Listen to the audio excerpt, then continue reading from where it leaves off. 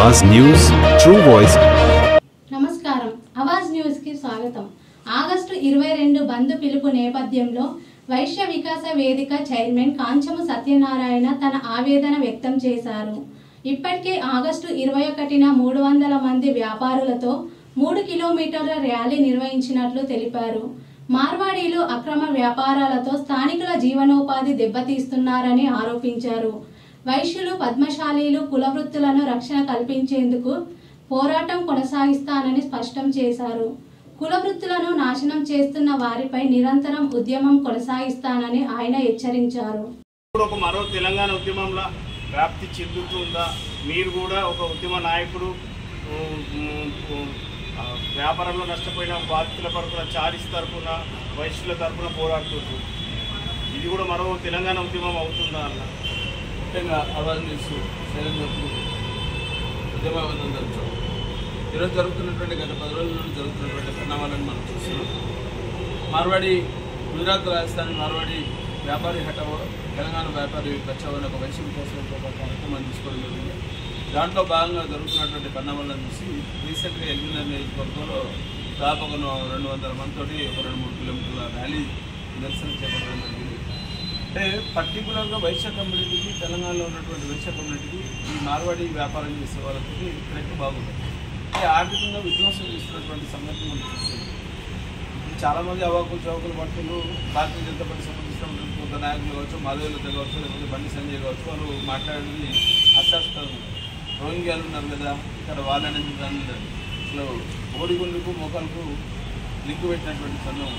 రోహింగ్యాలకు మేము రావద్దని లేదు, రమ్మని లేదు, మీరు అడ్డుకోవాల్సినటువంటి బాధ్యత లేదు, కేంద్ర ప్రభుత్వం మీరున్నారు కాబట్టి మీరు అడ్డుకోవాలి।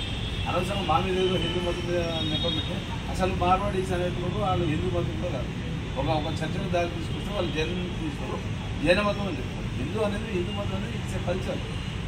మరి మేము కూడా హిందువులే కదా, ఇక్కడ ఉన్నటువంటి తెలంగాణలో ఉన్నటువంటి వైశ్యులు హిందువులు కదా, తెలంగాణలో ఉన్నటువంటి వైశ్యులు భారతీయ జనతా పార్టీ ఓటేసేవాళ్ళు నాయకత్వం కదా, వాళ్ళు గతంలో మీరు ఇచ్చినట్టు టికెట్లు కూడా ఉన్నాయి కదా, వాళ్ళు కూడా ఓటేసి ఇక్కడ కూడా ఫర్ ఎగ్జాంపుల్ ఎల్బీనగర్ తీసుకుంటే ఎల్బీనగర్లో మా దగ్గర ఉన్నటువంటి క్షేత్రపూడి కార్పొరేటు మరి వైశ్యుడే ఉంటారు రంగనరసింహ। మరి మేము వాళ్ళని ఏమైనా వద్దన్నమా? ఇక్కడ ఎవడైతే పొట్ట ఓటు కోసం వచ్చినట్టు మాకు పంచాలి, పొట్ట కొట్టేటువంటి కోసం వచ్చినట్టు పంచాలి।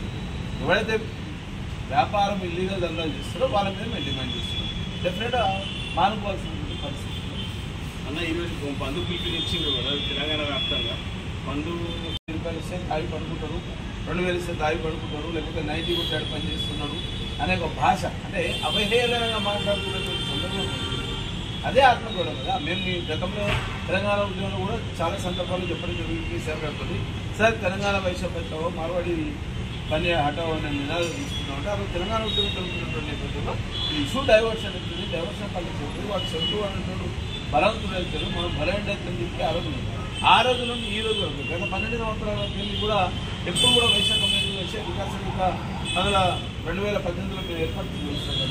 దాదాపు 7 సంవత్సరాల నుండి వైశ్యుల కోసం పనిచేస్తున్నటువంటి వికాస అనేటువంటి సంస్థ ఏదంటే అది వైశ్య వికాస వేదిక ఇస్తున్నాం।